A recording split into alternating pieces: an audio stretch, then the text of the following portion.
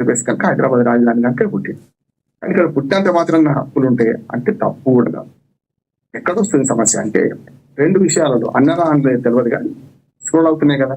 ఇప్పుడు వ్యవసాయం దండుగా పండుగ కాదు అని చంద్రబాబు నాయుడు తెలియదు, కానీ వ్యవసాయం దండుగా అని చంద్రబాబు నాయుడు. అట్లాగే వరి వేస్తే ఊరి అంటే ఎవరి యాదకి వస్తారు, కేసీఆర్ గారికి ఆపలు వస్తారు. ఈయన కూడా 2 వ్యాఖ్యలు చేసింది. మొట్టమొదటిదేమో 10 రోజులు 11 రోజులు నేను అన్నం ముట్టలేదన్నాడు. ఇప్పుడు వివరణ ఇస్తున్నారు పవన్ కళ్యాణ్ గారు. ఏమని అంటే కాదు విభజన తీరుకు వ్యతిరేకంగా విభజనకు వ్యతిరేకంగా. ఇప్పుడు మొన్న కదా పాకిస్తాన్ తో విభజనతో వచ్చిన ఆ ఎంపీకి ఆయన తేడా ఏముంది? నేనేమంటున్నానంటే అడుసు దొక్కనేలా కాలు గడగనేలా అన్నట్టు ఆనాడు ఆ మాట అన్నడా లేదా అనడం వల్ల ఇప్పుడు వివరణ ఇచ్చినా కూడా జాతకత లేదా అంటున్నాను. అంటే విభజన తీరు ఇన్ని రోజుల తర్వాత 12 ఏళ్ల తర్వాత విభజన తీరును విమర్శిస్తే తలుపులు మూసిండ్రు అవి అంటే మోడీ గారు అన్నమాట నీకు తేడా ఏముంది? మోడీ గారు అన్నది కూడా అదే కదా, తల్లిని చంపి పిల్లల్ని బతికించింది అన్నాడు. అంటే ఏమన్నట్టు ఆంధ్రప్రదేశ్ చచ్చిపోయింది ఇప్పుడు బతికింది అన్నట్టు కదా. అలాగే 7 మండలాలు తీసుకోవడం ఇవన్నీ కూడా తెలంగాణ ప్రజల మనసులో చాలా గాఢంగా నాటుకున్నాయి. సరే అది కొత్త ఒడిసిన పంచాంగం అయిపోయింది అనుకుందాం కొద్దిసేపటికి. మొన్న కొబ్బరి చెట్లు ఎండిపోవడానికి తెలంగాణ ప్రజలకు సంబంధం ఉంది ఏమన్నా? నాయకులు అన్నట్టు వేరు. ఇంకా తెలంగాణ ప్రజల నరదిష్టి జరిగి వండిపోయినాయి. తప్పు కదా అంటున్నాను.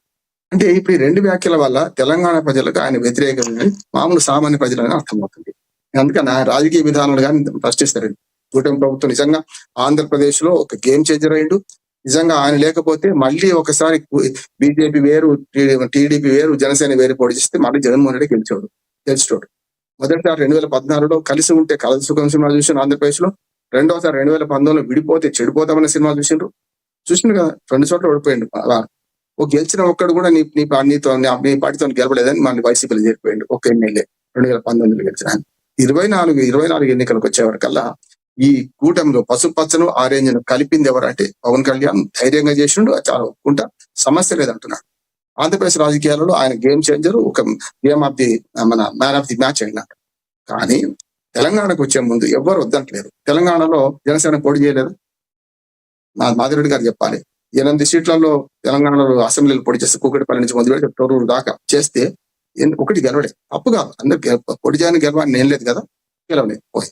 మన అసెంబ్లీ మన మున్సిపల్ ఎన్నికల్లో దాదాపు 16 చోట్ల పోటీ చేసినట్టు మాధవరెడ్డి గారు చెప్పారు. 16లో 2 గెలిచారు, 2 కౌన్సిలర్లు గెలిచారు కదా.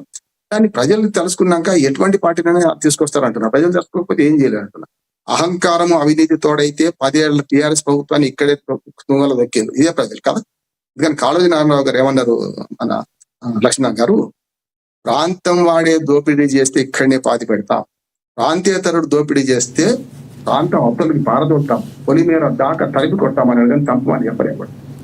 ఆనాటి నుంచి ఈనాటి తెలంగాణ ప్రజలు విజ్ఞాన స్వరాన్ని వినిపిస్తారు. కొంచెం దాన్ని మనకు అస్థిత్వ పోరాటం అర్థం చేసుకుంటే దాటిపోతే ఒక మాట చెప్తాను. నేను మళ్ళీ పక్షపాతం లేదు, 2 నిమిషాలు మాట్లాడి నేను ముగిస్తాను. ఇక మీరు ఎప్పుడైనా ఏమని చెప్పండి, నేను 2 నిమిషాలు పెట్టాను. ఏమంటే పవన్ కళ్యాణ్ గారు ఇది సమయం సందర్భం కాకుండా ఇవిడ మీకు పెట్టింది పర్వాలేదు. రెండోది, ప్రభుత్వం చాలా వయసుగా ప్రవర్తించింది. ఎందుకంటే ఈ ఆవేశాలు వచ్చి పెళ్లింటి ముందు సాగుబాజ మోస్తే కష్టం అని చెప్పి పర్మిషన్ ఇవ్వలేదు. రెండోది, హైకోర్టు తప్పు చేయలేదు, హైకోర్టు కూడా వద్దన్నది కదా. ప్రెస్ మీట్ పెట్టి ప్రెస్ మీట్ లో నిన్న కేవలం అస్సలు విషయం అంతా పోయింది. ఆనందోత్సవాలు జరుపుకున్న నిన్న పెరడు పోయింది, నిన్న ముఖ్యమంత్రి మాట్లాడేది పోయింది, ఇతర మిత్రులు మాట్లాడేది, మోడీ గారు, రాహుల్ గాంధీ, అమిత్ షా, వాళ్ళందరూ జాతీయ నాయకులు మాట్లాడిందంతా పోయింది. కేవలం ఇప్పుడు ఇదే ముందరికి వచ్చింది కదా. నేనేమంటున్నాను, పవన్ కళ్యాణ్ గారు కనుక ఒక 4 రోజులకు పడితే ఎవరు వద్దనే సమస్య లేదు. తెలంగాణలో ఎవరు పోటీ చేయొద్దని అంటాడు ఆయన. పోటీ చేయొచ్చు, ప్రజల మనల్ని చూరకుంటే మొత్తం సీట్లు గెలవచ్చు. ఎవరు వద్దంటున్నాడు, విజయ్ గెలిచిండి, మనం విజయ్ ఎట్లా గెలిచింది అంటున్నాం. అట్లేనా ఇక్కడ కూడా పవన్ కళ్యాణ్ గారు ఇప్పుడు నిన్న అయ్య జాగీరా అని చెప్పారు. ఇంకొక మాట చెప్తాను, గద్దర్కు మనం చేసిన సహాయము జైలు ఎట్లుంటది. నా లక్ష్మణ్ గారు ఈ చేసిన ఈ చేయి చెప్పారు, చనిపోయినాడు. గద్దర్ సమాధానికి బతికి ఉంటే అప్పుడు వేరు ఉంటుండే. ఆయన కారు కొనిచ్చుడు అది గ్రేట్ కాదంటున్నారు. అట్లానే 30 కోట్ల రూపాయలు ఎవడబోతాం అది మన తెలంగాణ ప్రజలు భక్తుల సొమ్ము. ఇవాళ గతంలో ఉమ్మడి ఆంధ్రప్రదేశ్ ఉన్నప్పుడు చాలా వరకు కళ్యాణ మంటపాలు, మాధవరెడ్డి గారు బాగా చెప్తారు, కళ్యాణ మంటపాలు చాలా కట్టించింది ఇదే మనకు టీటీడీ. మరి ఇప్పుడు అటువంటి లేనేలేవు కదా కళ్యాణ మంటపాలు. తెలంగాణ దిక్కు లేదంటున్నారు. 30 కోట్ల రూపాయలు టీటీడీ నుంచి ఇప్పిస్తే తెలంగాణ ఆ లెక్కలు కూడా ఉన్నాయి.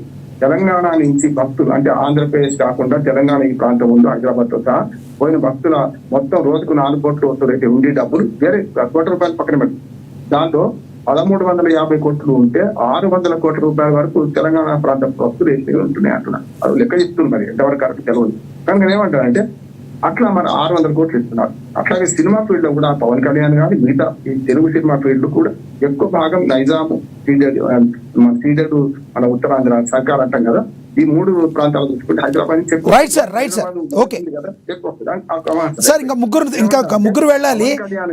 అయిపోయింది. పవన్ కళ్యాణ్ గారు నిన్న సభ పెట్టి ప్రెస్ మీట్ పెట్టడం వల్ల మళ్ళా తెలంగాణ ఆంధ్ర ప్రజల మధ్య చిచ్చు పుట్టించిండు అంటున్నాడు. అర్థమైతుంది, నాయకులు దాకా పోయింది. ఇది ప్రయోగశాల కాదు, తెలంగాణ రాష్ట్రం రాజకీయ ప్రయోగశాల కారాదు. తెలంగాణ ఆంధ్ర ప్రజల మధ్య సఖ్యత ఉండాలి. నేను మొత్తం ఆంధ్రప్రదేశ్ మొత్తం తిరిగేవాడిని, ఒక్కొక్క ఊళ్ళో నెల రోజులు ఉండేవాడిని, చెప్తున్న స్పష్టంగా లేదు. ఇవాళ దీని వల్ల రాజకీయ ప్రయోజనం నెరవేరుతున్నట్టులే కానీ ఖచ్చితంగా సామాజికంగా 2 రాష్ట్రాల ప్రజలను అవమానపరుస్తున్నారు. ఇది తప్పంటారు. రైట్, రైట్ రామ్మోహన్ గారు, మళ్ళీ మాట్లాడతాం. మనతోటి కోటిపల్లి అయ్యప్ప గారు రాజకీయ విశ్లేషకులు ఉన్నారు, ఆయనతో కూడా మాట్లాడదాం. అయ్యప్ప గారు నమస్తే అండి. నమస్కారం అండి.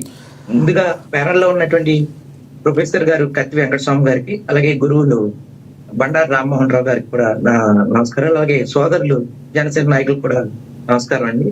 రైట్, నిన్న జరిగిన సభ గురించి కొంతమంది కాంగ్రెస్ నేతలు కావచ్చు, కొంతమంది బీఆర్ఎస్ నేతలు కావచ్చు, తెలంగాణ వాదులు కావచ్చు, 100% పవన్